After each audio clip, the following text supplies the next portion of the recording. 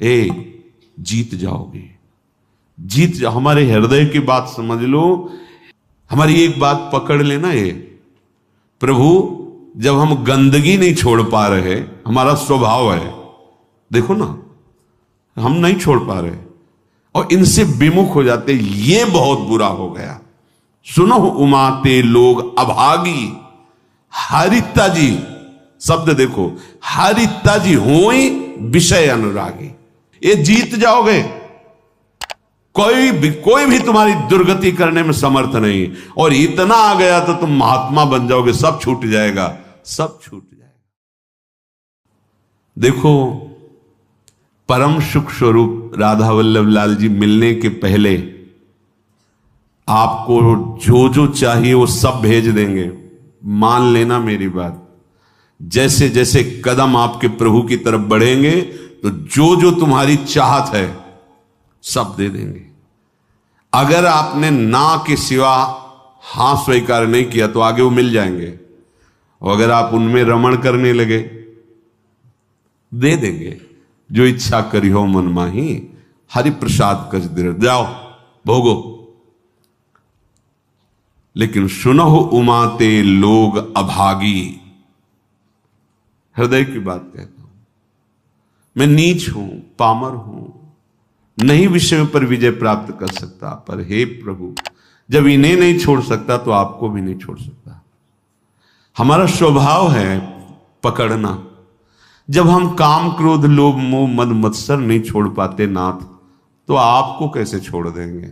नहीं, जीत जाओगे, जीत जाओ। हमारे हृदय की बात समझ लो।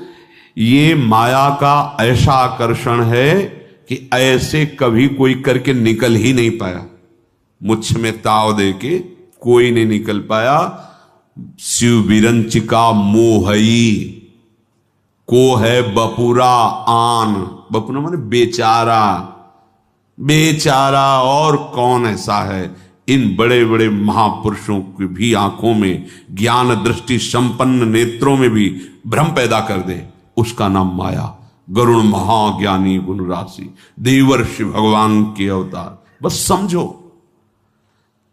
हमारी एक बात पकड़ लेना। ये प्रभु, जब हम गंदगी नहीं छोड़ पा रहे, हमारा स्वभाव है, देखो ना, हम नहीं छोड़ पा रहे, तो नाथ बड़ी गुरु कृपा से आपका नाम आप पकड़ में आए हो, तो हम ये नहीं कह रहे कि हम गंदगी छोड़ के आपको पकड़ लेंगे।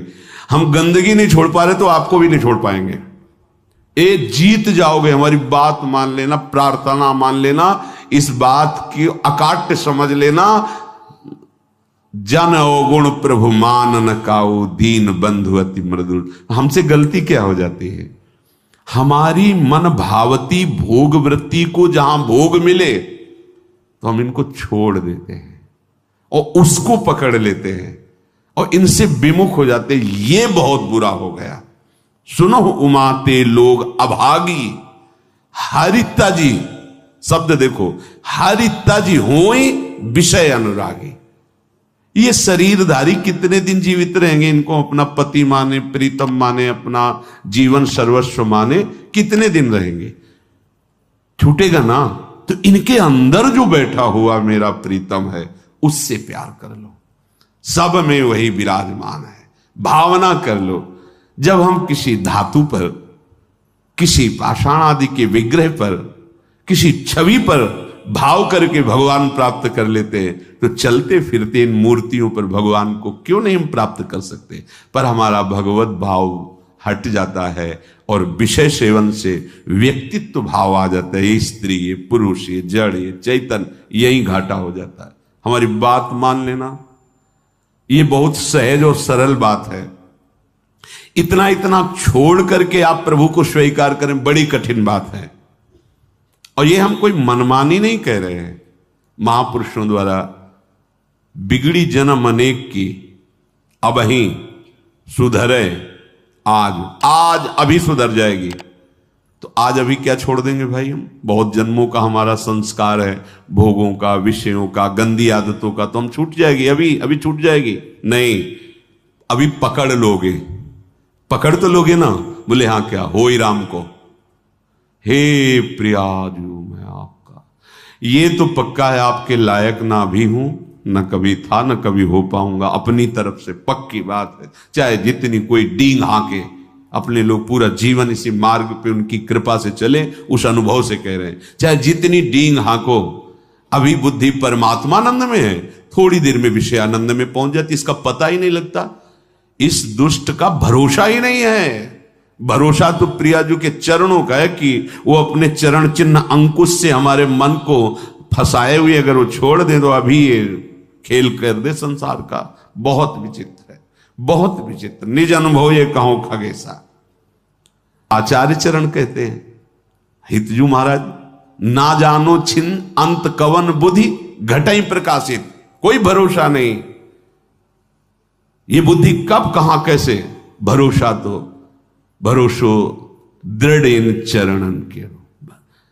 हमारे हृदय की बात हमारे गुरुजनों से जो प्राप्त हुई है, हम छोड़ नहीं पा रहे हैं, असमर्थ हैं, पर हम पकड़ने में बड़े चतुर हैं।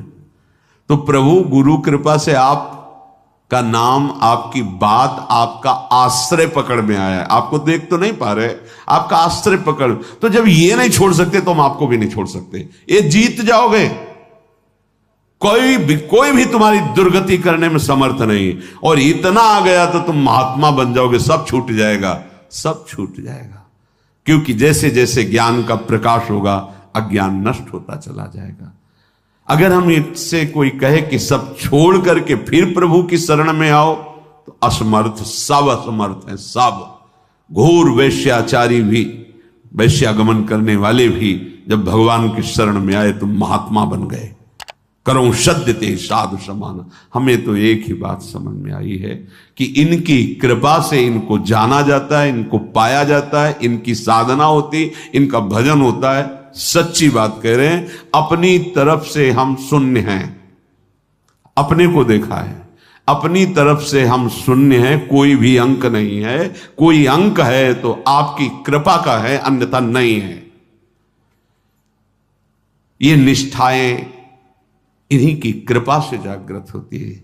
जब दिखाई देता है अब कोई सहारा नहीं, तो ये बेईमान मन फिर भागता है प्रियाजू के चरणों की तरफ कि अब कोई रास्ता ले, अब तो पकड़ ले, अब तो पकड़ ले। जब कोई तेरा ले तो पकड़ ले, ये कृपा होती है। और इसका स्वभाव पकड़ लेता है तो छोड़ना बड़ा कठिन होता है। बस यही हमारी विजय का हेतु होगा। अगर हम सत्संग के द्वारा भगवत नाम, भगवत धाम, भगवत चरण सेवा की निष्ठा पकड़ ले, काम हो जाएगा। बिल्कुल सरल मार्ग है, हम नहीं छोड़ पा रहे हैं तो हम पकड़ने वाले स्वभाव वाले, तो हम पकड़ लेते हैं।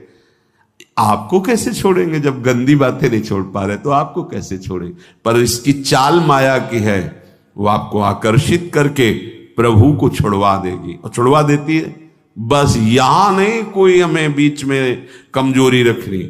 हम नीच हैं, पामर हैं, पर आपके हैं, इस पर कभी संशय नहीं हो सकता।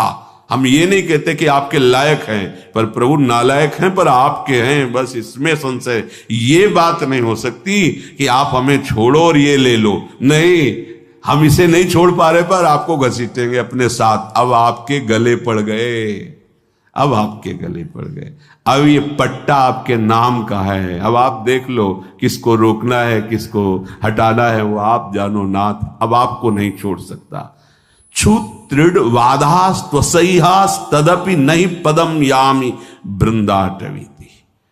अब हम एक कदम भी धाम को नहीं छोड़ सकते, चाहे जैसी परिस्थिति। ऐसे ही हम निरंतर नहीं जप पा रहे, पर कोशिश करेंगे कि नाम हमसे न छूटे। हम प्रभु के ध्यान में नहीं, पर हमारे चित्त में बात बैठ गई कि शरणागत वात्सल्य समुद्र प्रभु, मुझे आपका भरोसा है, आपका सहारा है। ये अंदर की बात कह रहा हूं, ये आपको महात्मा बना देगी। अपने मन की बात जो प्रभु की बात से मिले वही प्रमाणित मानी जाती है। भगवान कह रहे हैं, अपिचेत सुदुराचारो भजते माम अनन्य भाग। अनन्य भाग भजन का मतलब वो निरंतर भजन नहीं कर रहा, उसने भाव कर लिया है कि अब मुझ जैसे दुराचारी पापी का एक ही भरोसा है, केवल भगवान।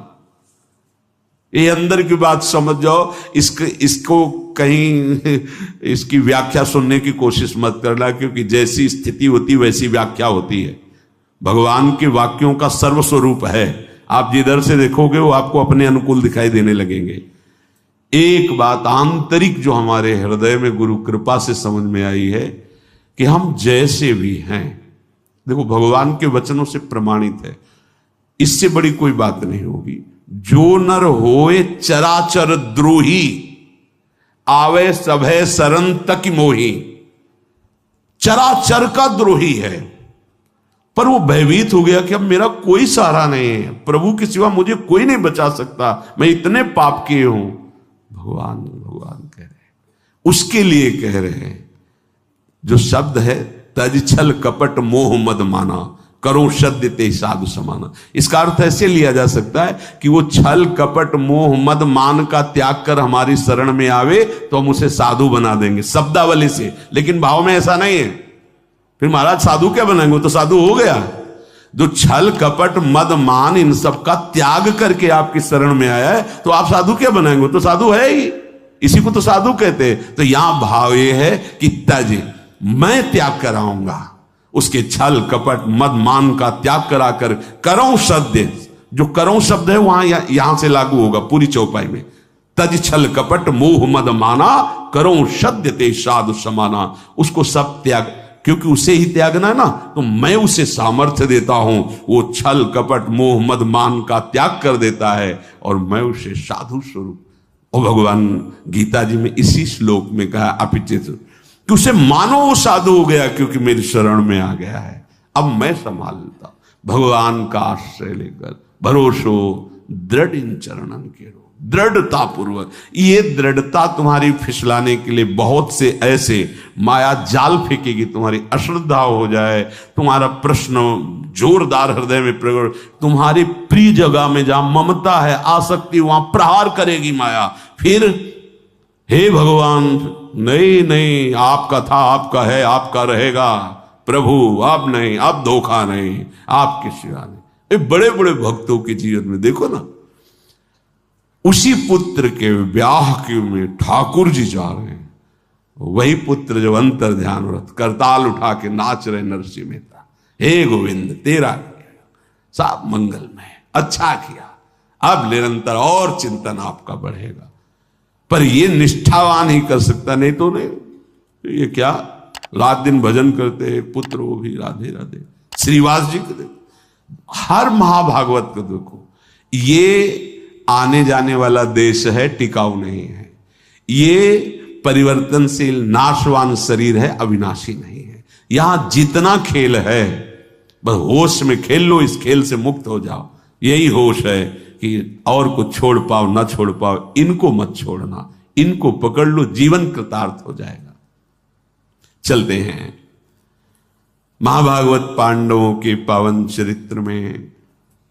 प्रसंग चल रहा है महाराज युधिष्ठिर को दुखी देखकर उनके मामा जो माद्री जी के भाई शल्य, वो प्रसंग सुनाया कि आप और द्रौपदी को ही केवल दुख नहीं हुआ, देवराज इंद्र और उनकी पत्नी शची को भी महान दुख भोगना पड़ा है, आप चिंता ना कीजिए। तो उन्होंने पूछा क्या दुख भोगना पड़ा, वो तो त्रिभुवन पति हैं। तो प्रसंग चल रहा था, त्वष्टा जी के हृदय में द्वेष भाव देवराज इंद्र की प्रथा, उन्होंने विश्वरूप को मंत्र बल से प्रकट किया, देवराज इंद्र ने वज्र के द्वारा उनका, फिर उन्होंने वृत्तासुर को प्रकट किया, फिर वृत्तासुर का कल चरित्र आपने सुना। अब जो वृत्तासुर से ब्रह्म हत्या प्रकट हुई, वो इंद्र को कहीं भी शांति नहीं लेने दे रही थी। तो जल को एकांत देश में जाकर जल को स्तंभित करके कमल नाल में सूक्ष्म रूप से प्रवेश होकर के वहां रह रहे थे। अब देवराज इंद्र पद खाली था, तो समस्त ऋषि देवताओं ने देखा त्रिभुवन में अराजकता फैल रही, तो लोकपाल देवता ब्रह्म ऋषि सब विचार करने लगे कि त्रिभुवन पति पद पर किसका अभिषेक होना चाहिए। इस समय त्रिभुवन में कौन है जिसे त्रिभुवन पति पद दिया जाए। तो देखा गया तपस्या में, यज्ञों में, दान पुण्य में, धर्म में बहुत बढ़े हुए महाराज नहुष जी हैं, उनके पास देवता ऋषि सब गए, प्रार्थना की। तो नहुष ने कहा कि मैं आपके सामने बहुत दुर्बल हूं, मेरे में इतनी सामर्थ्य नहीं कि मैं आप देवता और ब्रह्म ऋषियों का शासन कर सकूं। राजा वही होता है जो सबसे बलवान होता है, मैं तो निर्बल हूं आपके सामने। तो ये सुन करके संपूर्ण देवता ऋषि मुनि स्वर्ग के राज्य का पालन करने के लिए उनसे कहा, अच्छा तो तुम इस बात से अपने को कमजोर मान रहे हो तो हम ये वरदान देते हैं।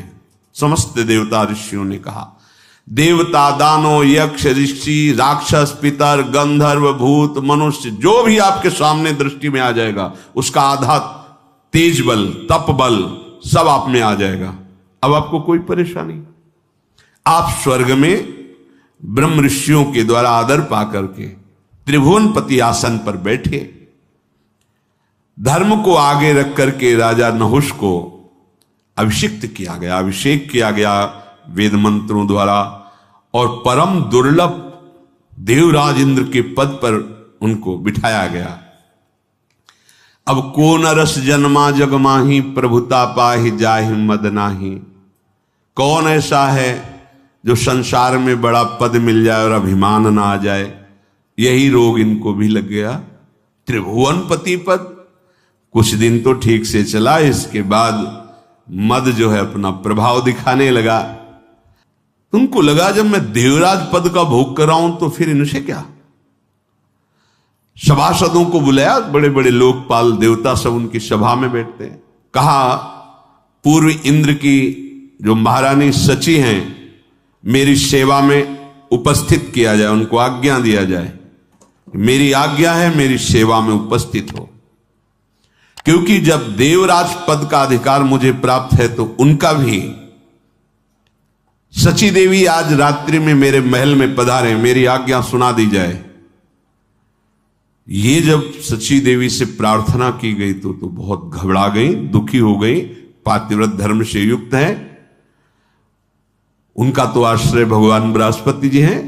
वो अपने महल से निकले और बृहस्पति जी के चरणों में जाके कहा, गुरुदेव मैं आपकी शरण में हूं, आप मेरे पातिव्रत धर्म की रक्षा कीजिए। नहुष इस समय इंद्र पद में है और उसने ऐसी आज्ञा की है और मैं अपने प्राण वल्लभ देवराज इंद्र के सिवा किसी भी पुरुष को पुरुष रूप से कभी देखा ही नहीं, स्वीकार ही नहीं किया। मैं एक पतिव्रता हूं और भगवान आपने भी मुझे सौभाग्यवती का आशीर्वाद दिया है, तो क्या मेरा ये दुर्भाग्य होगा? प्रभु आप मेरी रक्षा कीजिए। आपकी वाणी परम सत्य होती है। हे देवगुरु, आपने आज तक जो बोला कभी मिथ्या नहीं गया। आपका पूर्वोक्त वचन की सौभाग्यवती हो, वो मेरा सुरक्षित रहना चाहिए। बृहस्पति जी बहुत विचार मग्न हो गए कि इस समय उसके सामने जो जाएगा तो उसकी सारी सामर्थ्य से आधा बल उसे प्राप्त हो जाएगा। ठीक है, मैं विचार करता हूं, तुम नहुष से डरो मत, थोड़े दिनों में ही ये नष्ट हो जाएगा। जिसकी परिस्त्री गमन की वृत्ति है वो नष्ट हो जाएगा, उसे नष्ट करना नहीं पड़ता, वो अपने कर्म से ही नष्ट हो जाता है। सची देवी कि अब समय तो बहुत थोड़ा है, कभी फिर वो आदेश कर सकता है। वो रात्रि देवी की उपासना की। रात्रि देवी उपश्रुति नाम से प्रकट हुई। सची जी ने कहा, जा इंद्र पुनः छुप गए, मुझे ले चलो, मैं स्वयं उनसे बात करूंगी। उपश्रुति देवी, ये सब खाली नहीं कि दिन रात्रि, ये सब साक्षात हैं, ये भगवत स्वरूप है। इसीलिए किसी के पाप और पुण्य का हिसाब वहां करने के लिए वकील की जरूरत नहीं होती। जिस समय तो समय उपस्थित है, रात है या दिन वो उपस्थित है, जिस दिशा में वो उपस्थित है। तुम्हारा मन